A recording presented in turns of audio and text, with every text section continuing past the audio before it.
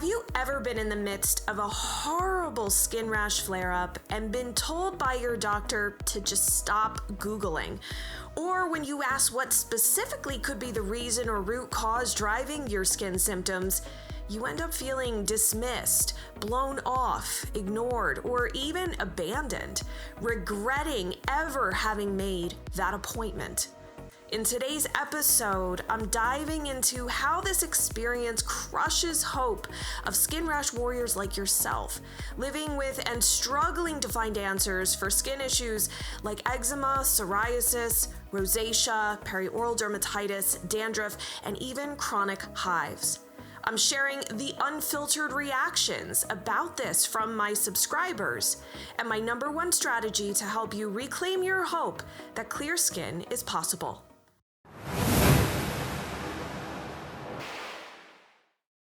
So imagine your skin is a mess. Maybe this is your situation right now, or you've been there in the past. You're in a lot of pain, maybe super itchy, not sleeping well or at all, and you're really uncomfortable and struggling. Also, you feel really embarrassed about the state of your skin because of how it looks. You're maybe at a point where it's even hard to hide it. We all know how people love to give advice they think is helpful, but often when you're super flared up, their suggestions are anything but. They make you feel even more self-conscious and worse about your situation. So you schedule an appointment with your provider, and you're basically met with a response that is, frankly, dismissive, absolutely not helpful, and definitely not what you were looking for. You've gone there for help because you want to know what's wrong. It's natural because logic tells you that if you know what's wrong, then you could hopefully do something about it, right? And I'm willing to bet that you've spent some time Googling what could be the possible reason why you've got these dreadful rashes. I had done that myself when I was struggling with hand eczema. You just want to know what else you could do. So you get to the appointment and ask plainly and politely, what do you think is causing all of this? I saw that maybe XYZ could be a factor on this website. Can we do some testing or something to figure this out? And you are met with the response of stop Googling. We just don't know what's causing this, and you need to learn to just live with it. There may be some talk about how it's genetic or triggered by an allergy or something else that requires more research before anyone can really make a determination if it's a factor. And that ultimately leaves you feeling like maybe asking for help was a mistake. I know there are some wonderful providers out there, but I find this experience to be extremely common and the most likely place that you'll walk away from feeling completely defeated and hopeless. Or you get angry, dig in your heels, determined to figure it out yourself. Again, you probably aren't feeling your best mentally or emotionally at this moment because you aren't physically well. You just want help. And you're already in a low place because whatever is going on with your skin is really, really tough. So I asked my community on Instagram, how do setbacks and skin flare-ups make you feel? And they responded with this: sad, hopeless. You wonder what it must be like to just live your life without skin issues. Anxious, frustrated, defeated, despondent, low and frustrated, hopeless, sad, angry, like giving up, extremely discouraged. It completely floors me. Feelings of hopelessness and no way out. Debilitated, exhausted. What's the point in trying to get better? And ugly. As I held spaces for these raw, honest responses, my follow-up question asked, how have you felt going to the doctors only to be dismissed or told to stop Googling? I must say that their responses were pretty typical of what clients tell me. Things like, I feel like I'm being robbed of an opportunity to heal. Gaslit. They don't know the answers. Like I just wasted time and money. It makes me feel insignificant and like a scolded child who's misbehaving. I stop trusting or seeing the doctor as knowledgeable, abandoned, like I never want to go back, unheard, frustrated, like I'm going mad, misunderstood, and angry. This is heartbreaking. I don't know how else to describe it because I know you're only trying to do whatever you can to help your situation. One of the hardest parts of going through this journey is how alone you can feel. You want to feel like somebody's in the boat with you, right? But most commonly, those hopes are dashed. You've got this highly uncontrollable skin situation going on where you don't even know what your skin will do on any given day or at any given moment. It's just lots of unpredictability, right? And when you reach out for help, you end up possibly regretting having asked for that help because none was found. Or it wasn't a good fit for you and what you're comfortable with on your journey, and it turned into a sort of my way or the highway type of situation. In my years of clinical experience working with clients who specifically have skin problems as their primary health concern, the responses are pretty specific. I've commonly seen people react in one of three ways. The first type of response is the I'll figure it out. You dig in and you start researching online for new information. You're motivated and become, dare I say, passionate about seeking answers. You dive headfirst into everything you can get your hands on. You're hungry for information and even think about maybe helping others down the road once you figure this all out. I find that clients who are in this group tend to have hope burning pretty darn strong. The second type of response is the I'm doomed and defeated. Now, if you have this type of response, hope may be very hard to come by, or you easily become hopeless. It's like you're a sailboat lost at sea with no wind or current to move you. At times, you can become pretty consumed or even paralyzed with fear, depression, or anxiety. You might struggle with motivation, or your nervous system has shifted to a place where it is all about survival. So every suggestion, even from those you trust, is met with a no. You can hit this point after a long, sustained attempt to try to figure it all out without success, or from having a huge setback, even though you're doing everything you can think of to help your skin. And the third is typically somewhere in the middle. I call it the realist approach. Wanting answers and starting to be interested about what could be going on. You're trying to balance between feeling bummed with also trying to stay positive. You might still be a bit more focused on trying to manage your skin rather than setting your hopes on ever really having clear skin again. You're not sure you want to risk that type of disappointment if it doesn't work out.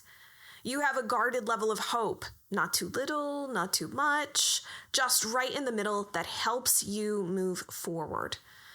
Now, why you would respond in any particular way isn't something that I have the answer for you about. I'm not trained in psychology, but my guess is that it has to do with how you process information and experiences, as well as the stress and trauma of everything that may have something to do with it.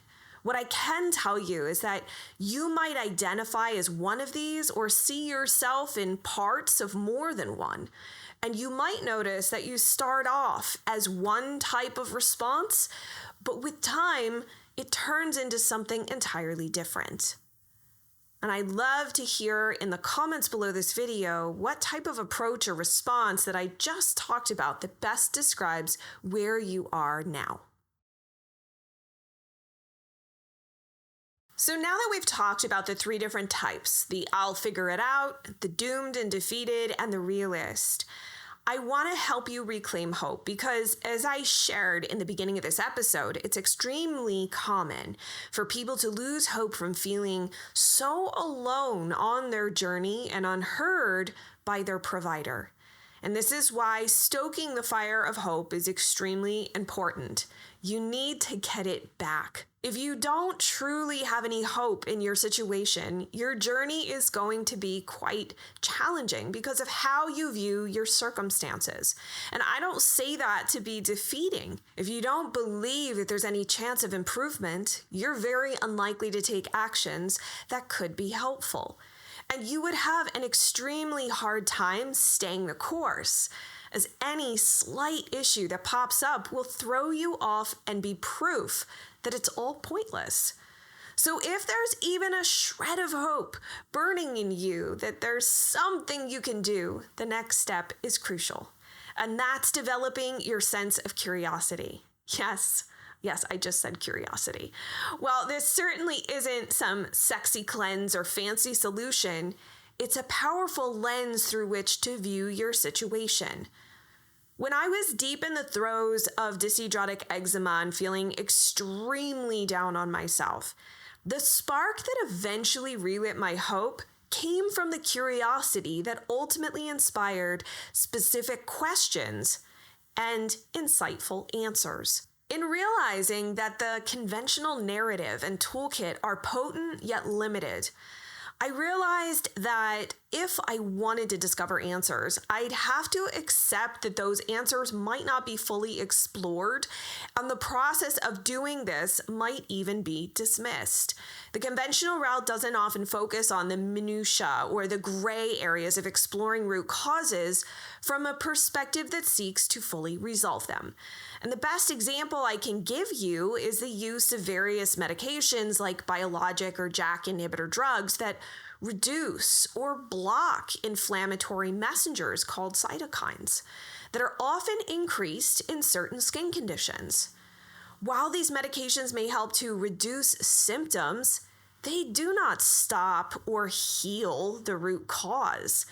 These inflammatory cytokine messengers are triggered in response to something. So my curiosity got me thinking about what is it that triggers them? And then I started to wonder if you worked on or addressed those triggers, the issues that are hidden or called root causes. Could you drop the level of inflammatory cytokine messengers and thus reduce the resulting skin issues? I keep asking these questions, which have become the basis for how I work with clients, and they've also led to various presentations I've shared at conferences with other health professionals. It's this deep curiosity that continues to drive me, as well as my most successful clients every single day, and it fuels the hope that helps you dig in. And when you combine it with a healthy dose of skepticism, that's where you hit your stride and start asking better questions. You begin to seek more grounded, nuanced answers. You focus on what's best for you with your eyes wide open, knowing the pros and cons of a choice, rather than looking before you leap from one magic pill to another silver bullet that you discover online. And with all this said, I'm not putting down the conventional approach. My father was a medical doctor and surgeon, and I have many amazing and brilliant friends and colleagues who are physicians who've joined me here on the Healthy Skin Show. So there's certainly a time and a place on your journey for a conventional perspective, but you do have to accept that the deeper hidden answers you're looking for are unlikely to be found there. Now that you have permission to start asking why, I want to show you how to apply this to your own case in the next episode, because curiosity sparks hope, and it also sparks loads of questions. Not all questions will get you helpful information, so asking the right questions is crucial to get the answers that ultimately will inform what actions are best for you to take. In the meantime, I've got a special invitation for you, especially since this is the last time I'll share my deep dive presentation on skin rash mistakes and how you can identify your root causes and work through them. I've got limited seats available for my community, so head to rebuildhealthyskin.com and claim your spot. It doesn't matter where you live because the entire presentation is going to be online, and if you can't make it for any of the times available, I'll send you the replay as long as you've registered. Again, you can save your seat at rebuildhealthyskin.com. For the full episode transcript and links, head to skinterrupt.com/354. I'd love your feedback on this episode, by the way, so hit that thumbs up if you found it helpful, and then subscribe to my channel so you get notified when daily content is available. Thanks for joining me, and I look forward to digging deeper with you the next time. If you enjoyed this video, you need to tune in to this video next. Then make sure to hit the subscribe button so you get notified as soon as a new episode drops. I'm excited to see you there and dive deeper with you on your skin healing journey.